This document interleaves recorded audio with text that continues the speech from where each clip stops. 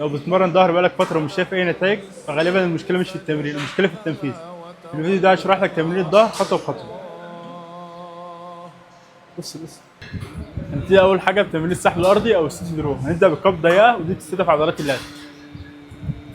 اول حاجه تبدا تثبت رجليك على الجهاز، تفرد صدرك فوق، تبتدي تسحب بكوعك اتجاه اللات. وانت بتلعب تمرين السحب ما تخليش ظهرك مفروض فوق جامد، تميل ظهرك تحت سنه عشان تقرب الاورجن والسيرشن بتاع اللات من بعض، وتعمل انقباض اكبر للعضله. تبتدي تسحب اتجاه كوعك.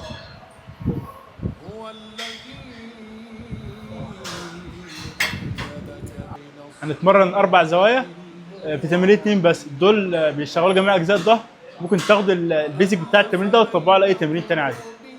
هندخل على تاني تمرين، هلعب نفس التمرين بس هنلعب القبضه واسعه، وده بيستهدف الابر باك اكتر شويه.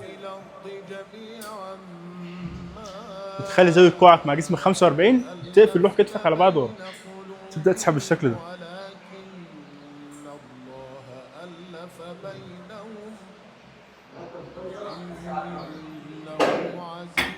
اهم حاجه تحاول تثبت ورا ثانيتين عشان توصل لاكبر ضخ دم في العضلات.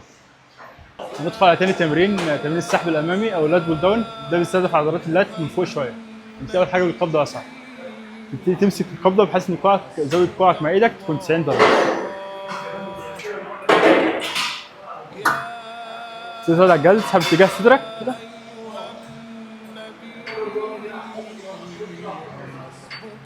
وحاول وانت بتسحب السحبه تنزل من كوعك وتنزل اتجاه اللات، وتميل برضه ظهرك قدام سنه.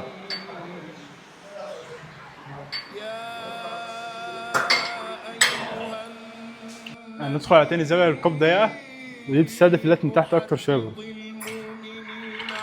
هي نفس القبضه الواسعه، بس بدل ما تخلي زاويه كوعك لبره شويه بتخليها قدام، تسحب برضه اتجاه اللات كده.